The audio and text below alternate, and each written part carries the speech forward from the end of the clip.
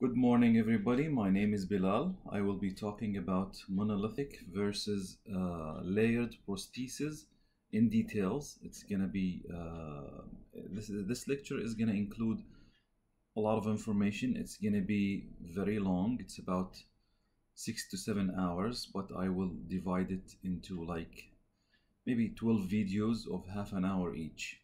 I'll try my best to not go beyond 30 to 40 minutes each video, so it will be short and audible at a certain time. uh, let's start with a couple of information. This lecture is going to be strictly in English, even though I've given and lectured in other language. So far it's been in two languages. I'm thinking of doing it in Spanish as well, but anyways, more than 36 million Americans do not have any teeth. They're edentulous, and 120 million people in the US are missing at least one tooth. These numbers are expected to grow in the next 2 decades. Just look at the numbers. 36 million Americans are edentulous.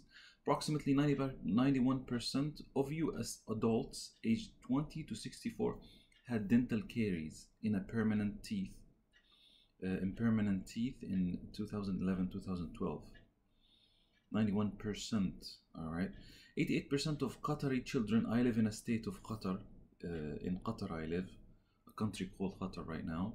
So I reside in here and I practice. I have my own lab and I lecture here and stuff like that. So I have numbers from Qatar as well. 88% of Qatari children have dental caries. 61% of non-Qatari children who live in Qatar of 6 years old children have evidence of dental decays. Very surprising numbers, isn't it? Welcome to Monolithic versus Layered Prostheses, Optimum Result Consideration, presented by me, Bilal Saleh, MDT. Now, this is a scientific lecture. It doesn't have any advertising for any product. That's me. I graduated from Riverside Community College, dental laboratory technician, as a dental laboratory technician, 2005. Graduated from New York University as a master dental technician, 2009. I'm a member of American Society of Master Dental Technicians. I have 15 years of experience, even more, in the dental laboratory technician. I worked, managed, owned several dental labs, California, New Jersey, Jordan, and Qatar. I lectured, visited, and had many discussion groups all over the world. This is my official teaser that I put in most of my lectures. It's just for you to, it's kind of brainstorming, look at it and see what do you recognize, what do you not recognize about this teaser. What would you think that, for example, these teeth are layered, monolithic? How about these? What are they anyway? Crowns, veneers? What kind of technique was used to produce such a prosthesis? Same thing applies to the crowns here. There, is it monolithic? Is it layered? How about this overlay and other materials that I put to see how much of this material do people really know from the first glance. It's just a teaser. This is some of my cases. That's on the model, and this cemented in the patient mouth. Same question. Do you think it's layered? Do you think it's monolithic? How was it made? Is it veneers? Is it crowns, bridges? All of this I will be answering throughout these videos that we talked about. This is just a teaser to break the ice and to show you what we will be talking about, and to show you that there is much more behind just a shell or a veneer or a crown or a laminate. There is much more behind this work. There is dental materials that you need to know about, and then there is techniques of work, and then there is different ways of getting to this result, and every way has its cons and pros. It has its pluses and minuses. We will talk about all of that. All right, same thing applies to this, to that, whatever. Now, no matter what you talk about, I talk about communication and lack of knowledge in dental laboratory material in general. These two subjects, miscommunication or lack of communication skills, and lack of knowledge in dental laboratory materials, I like to talk about in the beginning of any of my lectures, just to point out the importance of not like specifically my lecture, but any lecture that talks about materials and talks about techniques, so we can elevate the level of dental lab technicians or dental lab practitioners in general. So let's look at some numbers and see what kind of knowledge do we have about dental lab materials from different point of views. In 2015, the Laboratory Management magazine generated a survey showing 8% of dental lab technicians felt that dentists lacked knowledge of new dental lab materials. Now, let's look at it. That's the laboratories rate top challenges with dentist or client. Their impression-taking skills, 47%. And we're going to talk about how to tackle these tasks, by the way, or tackle these numbers. Their demand for lower prices, 18%, communicating with them, 11%, 8% for both the lack of knowledge and meeting their desired deadlines. Now getting them to pay in a timely manner, 5%, meeting their quality expectations, 3%, which is kind of sad. We should be arguing the quality and how to, raise up the bars, as to speak, much more than we talk about the other skills and the other issues. All right, but I guess it's an upside down word anyways. This is an older survey, 1987, but I still think that it applies to much. It applies to much of what we're talking about as well. This is a survey in English. All right. It pretty much says that communication, 41% says that communication is their biggest concern with dentists. 17% tooth preparation, 24% impressions, shade taking, 8%, whatever. So, in other words, there is lack of communication that people recognize, and there is lack of dental lab materials, or lack of knowledge about dental lab materials, specifically the newer dental lab materials. All right, I conducted a local survey here in Qatar, and it showed that practitioners lacked comprehensive knowledge in dental lab materials as well in this market. So as a result, this course has designed to present ideas, techniques, and practical tips aimed to help increase knowledge, therefore reducing errors. All right. Now, do we understand simple communications in the same way? Really, if you want to think on the human level, do we really understand simple communications the same way? Let's look at this video and then discuss the issue.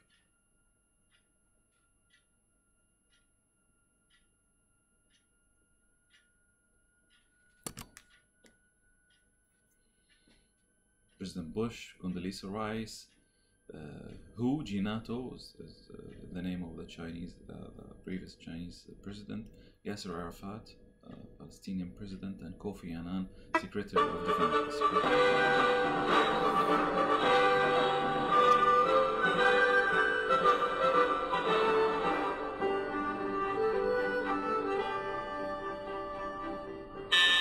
Mr. President, Condoleezza Rice is here to see you. Good, send her in.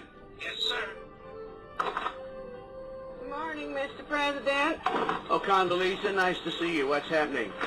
Well, Mr. President, I have the report here about the new leader in China. Great, Condi, lay it on me. Mr. President, who is the new leader of China?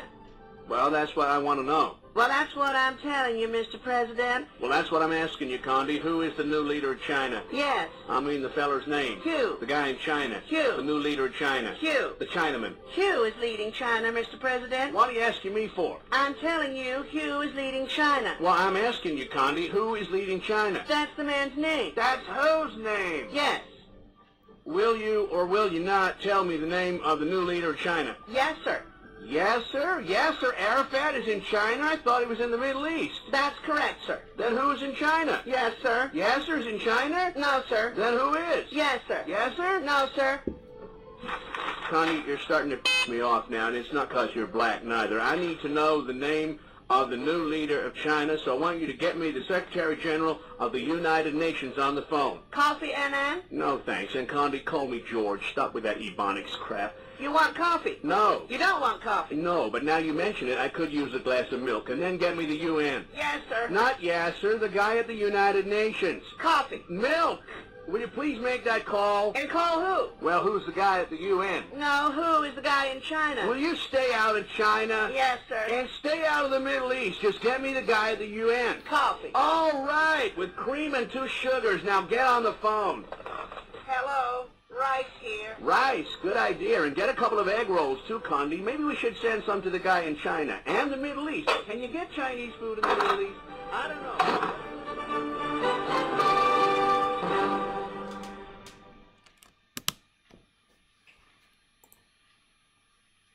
Well, what do you guys think?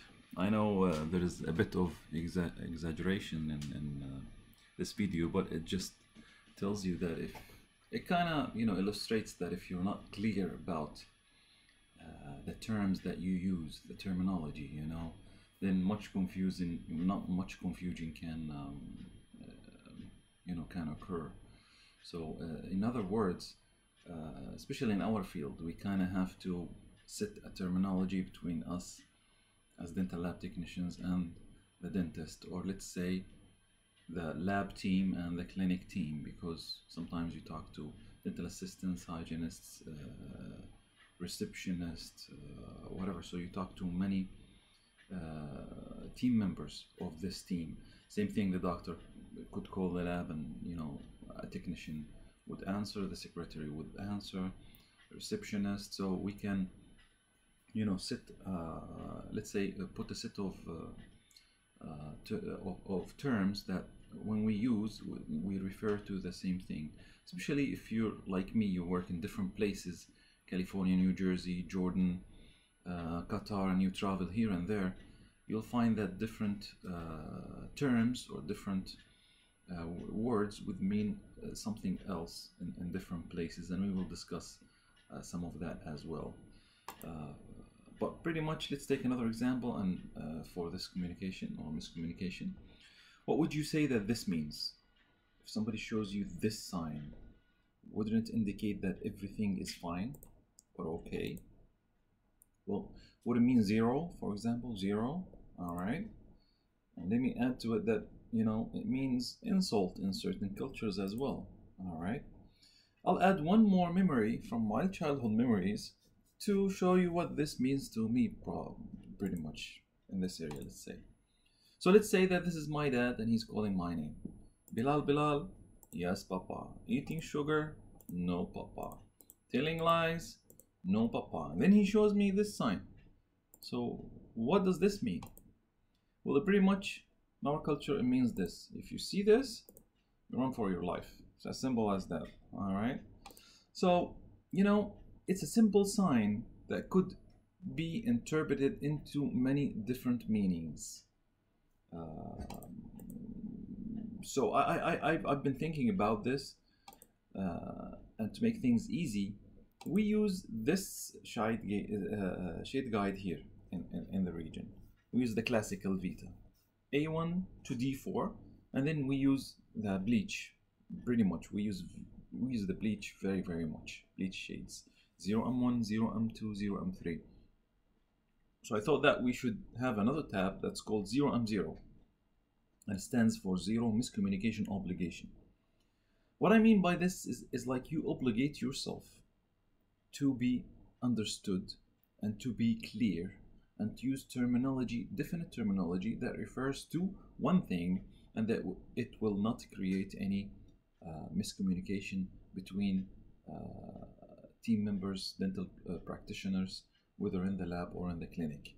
So before grabbing the shade guide and trying to know what shade is for this case, or trying to write down on the prescription pad, just keep this in your mind, that it's a 0M0 is the most important tab, the invisible tab, but it is the most important tab, the Zero Miscommunication Obligation.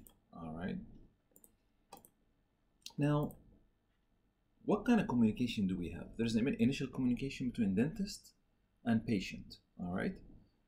I think they should discuss everything: shade, shape, final result, treatment plan, delivery time, material choice, and etc. And then comes the planning or team planning between dentists or clinic side dental assistants, dental lab technicians, and the lab side, the lab technicians, including proper choice of materials. All right, you can use WhatsApp or whatever have you and send all kind of information.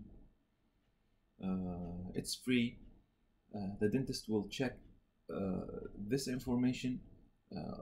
Dentist will check these information on their free time. You don't have to get an answer right away. It's easy. You can ask anything. You can include photos. You can edit your photos, whatever, and then send them a question that really specific, and then they can send you back some specific information as much. Now, agreeing on terminology, we established that this is very important, and I would illustrate some examples on miscommunications that pretty much happened throughout my experience. All right, so let's take this scenario. Let's say that a clinic prescribes wax up for upper centrals and upper laterals with gingivectomy. So, lab understands gingivectomy for laterals only, and that the dentist wants a diagnostic wax up for cosmetic treatment purposes, for veneers, for example, or to illustrate veneers to the patient. Now, clinic means gingivectomy for all upper centrals and laterals will be performed on the patient. The confusion was, where do we do the gingivectomy? That's number one. Number two, the lab thought it's for cosmetic reasons. Therefore, the lab could suggest a surgical guide template if they know that this is for the gingivectomy procedure. It's not for illustrating cosmetics at this part of the treatment. So I could suggest a surgical guide template for the gingivectomy procedure. The point of the wax up is to be used as a guide for the surgery. How, we wax up, we go over the gum and we wax up to the line that the dentist drew or illustrated for us, and then we can duplicate and take a template like a bleaching tray or a soft night guard or whatever, and cut it exactly up to that line where the dentist can place this template in the patient's mouth and conduct their gingivectomy, their laser gingivectomy with it. All right. Let's take another scenario of miscommunication. 6-unit single zirconia veneered. Many people take the word veneered for veneers, especially in this region. All right. So veneers milled from zirconium block. This is what we understand. Veneers milled from zirconium block. Now, can we mill veneers from zirconium block? Can we etch veneers? Zirconium veneers, is it etchable? All of this will be discussed in details.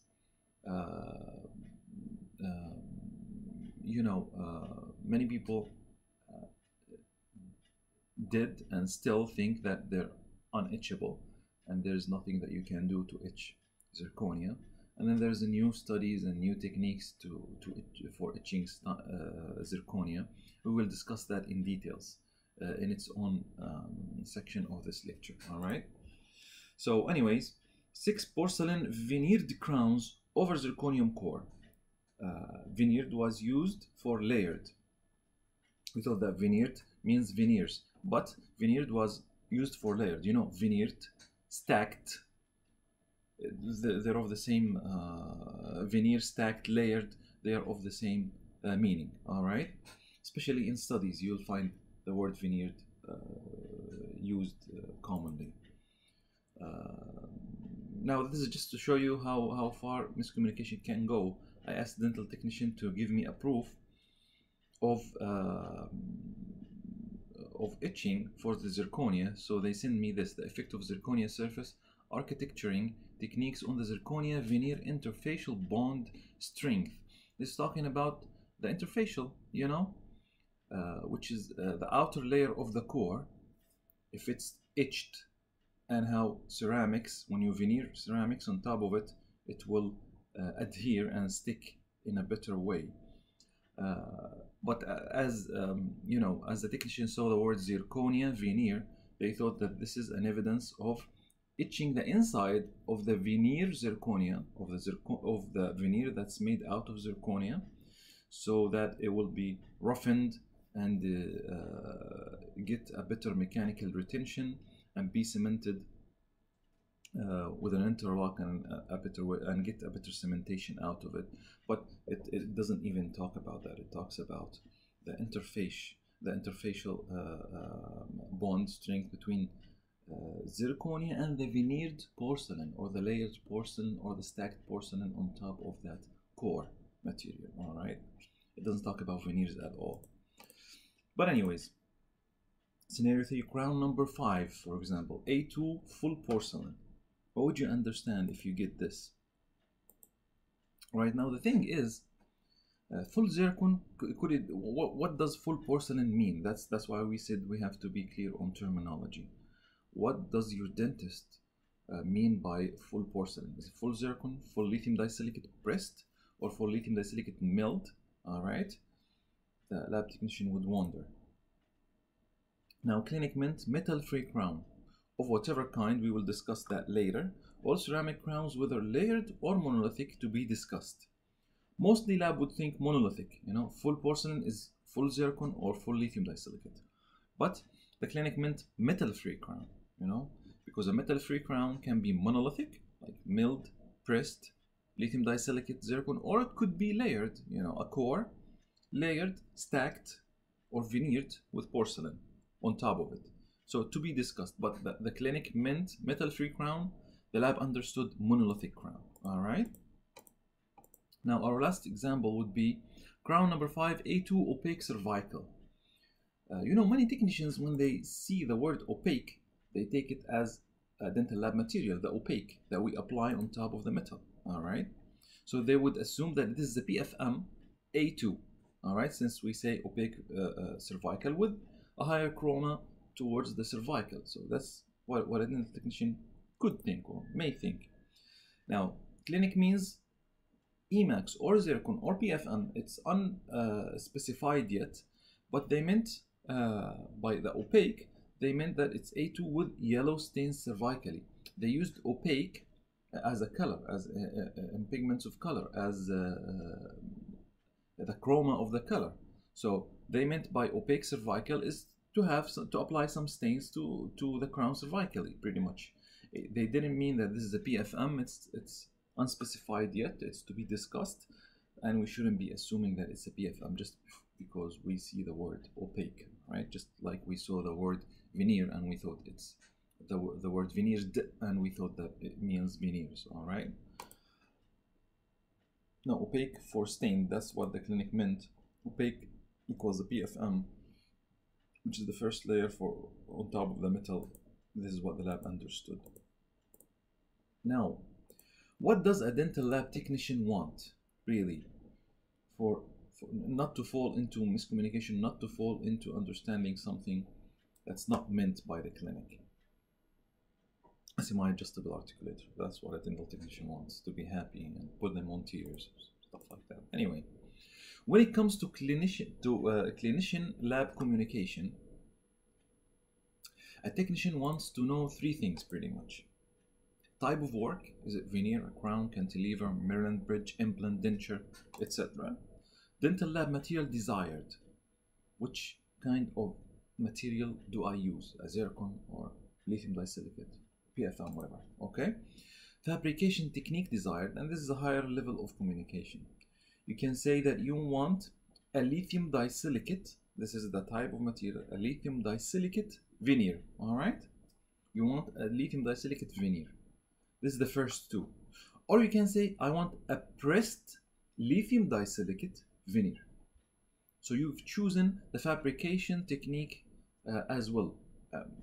I think this should be a team decision, that the dentist should discuss with the dental lab technician, like, I don't have enough space, I have this and that, articulate the case, and let's see what kind of prosthesis fits this case better.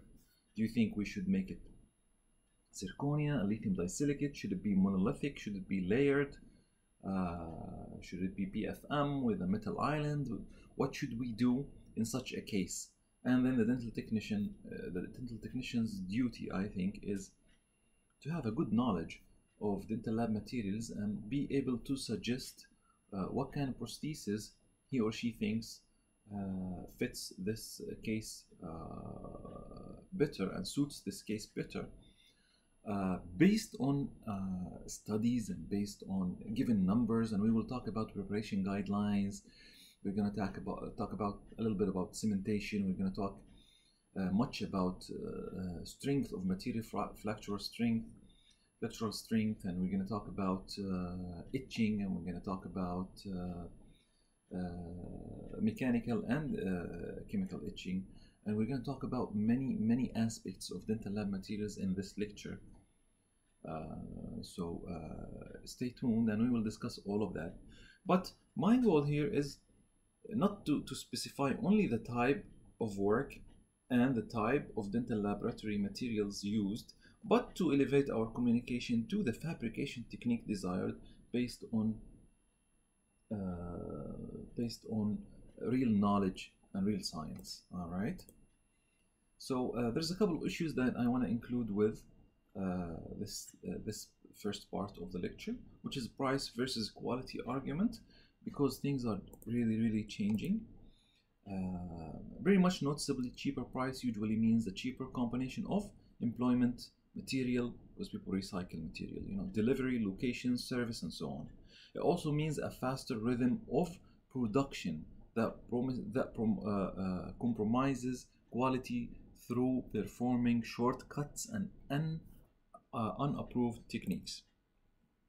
Time versus quality argument, we can say it's almost the same. Allowing enough working time shifts quality towards artistic standards, while not doing so shifts quality towards production line standards. All right, and that's an example of it. This is a single central that's been checked and dealt with on a second model, undissected model, and this is two centrals that been fabricated very quick without even cleaning the model, using one model. So contact, adjacent contacts, and occlusion, and the way it looks, all kind of stuff, texture of the tooth, artistic layering, whatever. It's totally different when you have time and the crown is really paid for. Now, financial impact of inadequate knowledge. There is these days an extra financial burden, since the lab now is totally different. That being said, pricing of items and services should measure up to the responsibilities, number one, expected from a modern dental laboratory, and the equipment and the investment that the dental laboratory these days puts into the business. There's an obvious financial impact of the new dental materials and technologies on the modern laboratory products and services pricing. Let's look at this video about dental labs in America and discuss furthermore. Or do nails for a living.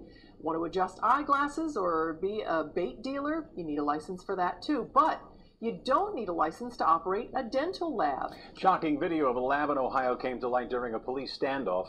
Local 12's Paula Toti joins us now live to tell us why you might want to ask your dentist questions about upcoming crowns and bridges and dentures and fillings. Paula. Rob, with an aging population, there is a growing demand for dental products. Dental labs are largely unregulated in over 40 states.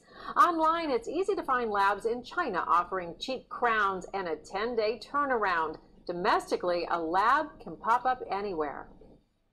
This is a dental lab, the basement of a home in Springfield, Ohio. That's not a dental lab.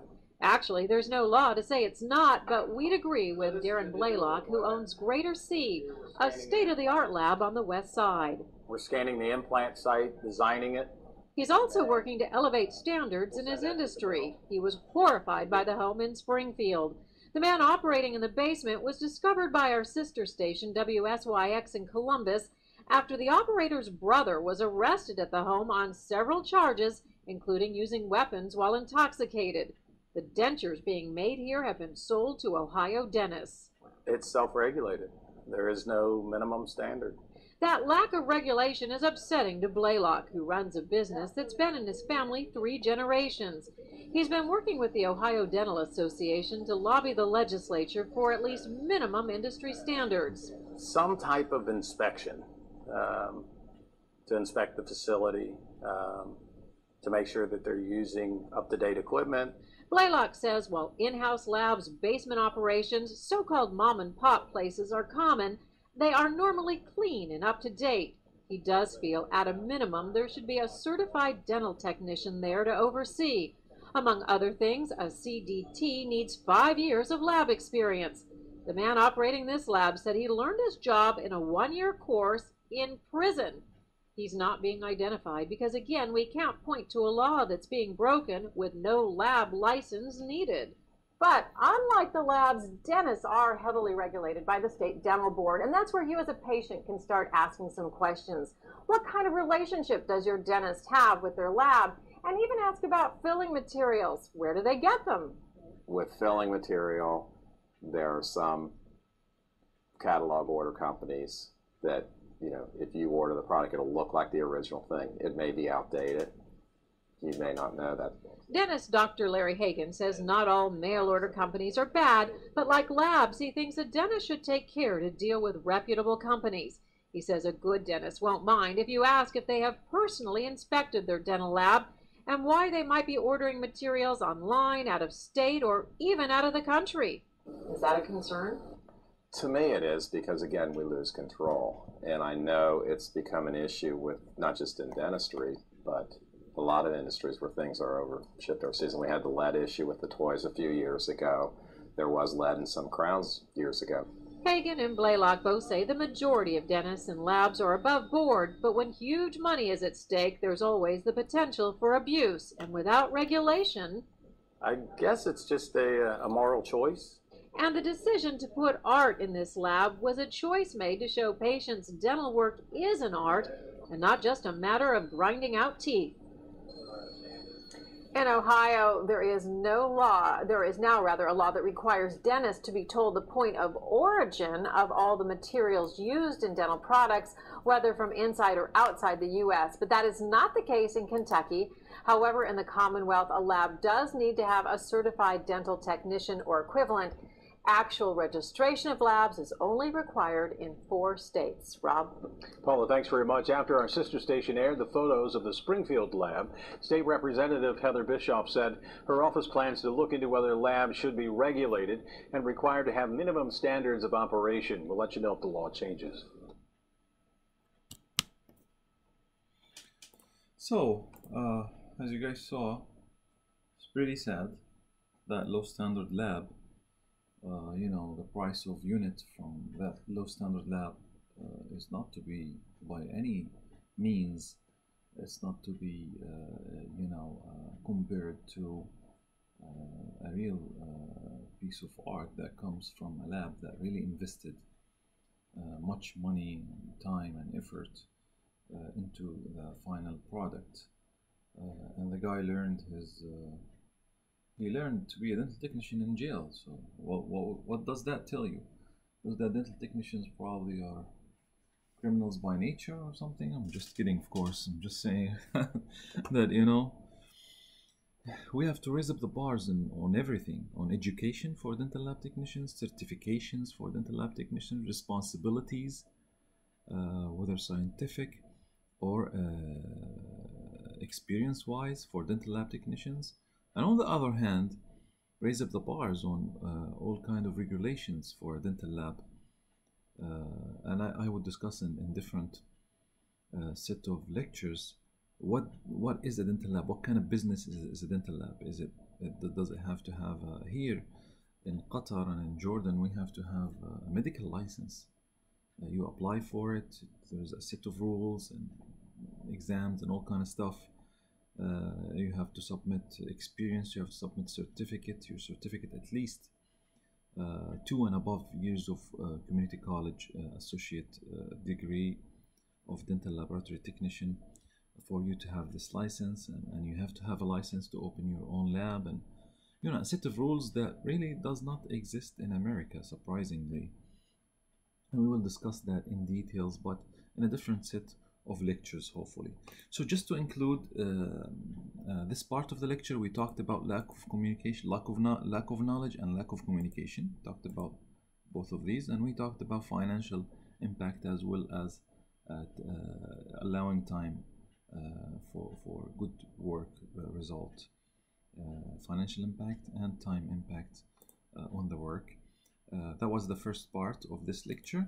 In the second part, we will start talking about monolithic restorations, which is the core of this lecture. Thank you for listening. I'll be with you in the second part. Thanks.